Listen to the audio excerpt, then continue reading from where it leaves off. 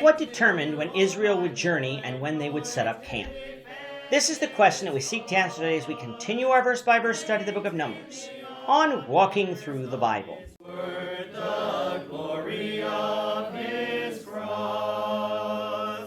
If you have a Bible with you, you can turn to Numbers chapter 9. We're going to be reading from verses 15 to 23. If you don't have a Bible, don't worry. Just follow along with us on the screen. The version that we'll be reading from is the New King James Version. So, Numbers chapter 9, beginning at verse 15. Now on that day that the tabernacle was raised up, the cloud covered the tabernacle, the tent of the testimony. From evening until morning, it was above the tabernacle like the appearance of fire. So it was always. The cloud covered it by day, and the appearance of fire by night. Whenever the cloud was taken up from above the tabernacle, after that the children of Israel would journey, and in the place where the cloud settled, there the children of Israel would pitch their tents. At the command of the Lord, the children of Israel would journey, and at the command of the Lord, they would camp.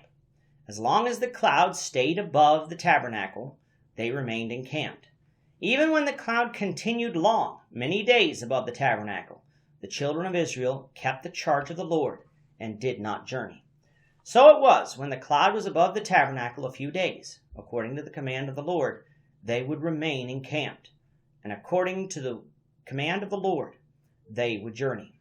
So it was, when the cloud remained only from evening until morning, when the cloud was taken up in the morning, then they would journey, whether by day or by night.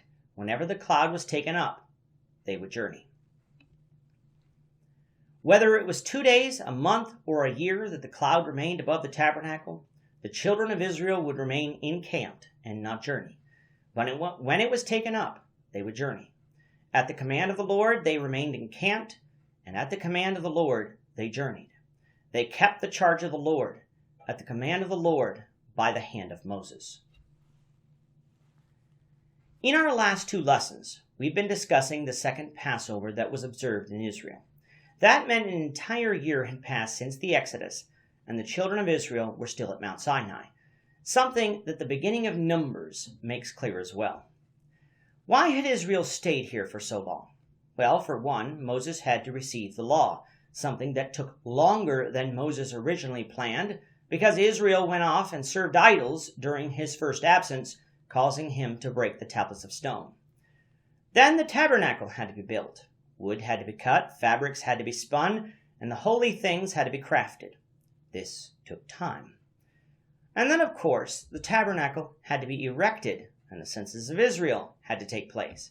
So being here a year is actually not long, considering how busy Israel was. The instructions about the Passover contained here in chapter 9 were the same as were described in Exodus, with the exception that God allowed those who were unclean under the law or who were traveling during the normal Passover time to observe the Passover 1 month later. This was an act of grace by God and was not to be taken advantage of. Coming now to verse 15, we're coming to the end of Israel's encamping at Mount Sinai, for their journey to the promised land of Canaan was about to begin. What God had Moses relate to us in this section is how Israel's journey was to progress. One would think that Israel would journey for a day and then encamp for the night, and then repeat the process until they arrived at Canaan. But that's not how Israel would journey. From Exodus 40, we learned that the pillar of cloud sat over the tabernacle in the day, and the pillar of fire sat over the tabernacle in the night. And as long as the pillar of cloud or fire sat over the tabernacle, Israel was to remain encamped. This encampment might last 2 days, a month, a year, or more, whatever the Lord so chose. But whenever the pillar of cloud or fire was taken up from the tabernacle, that signaled that the children of Israel were to journey. They would then have to deconstruct their tents, ready their families and flocks, prepare the tabernacle for travel, and then journey according to what we read in Numbers 2. How would Israel know where to go? Well, recall from Exodus that the pillar of cloud led them by day, and the pillar of fire led them by night. The same was true here. Wherever the pillar led them, it was there that they would go. And when the pillar stopped, they would set up camp until the time was right to move again. Picking up camp and moving was a time-consuming task, but if one was to get to Canaan from Mount Sinai, you couldn't do that one day or even 2 to 3 days. It would take some time. But with the Lord's guidance, Israel would reach the promised land. When it comes to us today, there is no pillar of cloud or fire in the air to physically guide us, but there is God's Word. The question is, do we have faith in God to trust His words and follow them every day?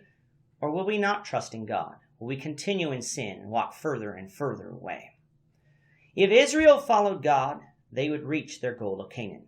If we follow God, we will reach our goal of heaven. I call on all listening today to heed the words of God and obey. With that, our time is up for today. The Lord willing, we hope you'll join us for tomorrow's discussion of Numbers chapter 10, verses 1 to 10, as we continue our walk through the Bible, one verse at a time. Thank you for watching today's episode.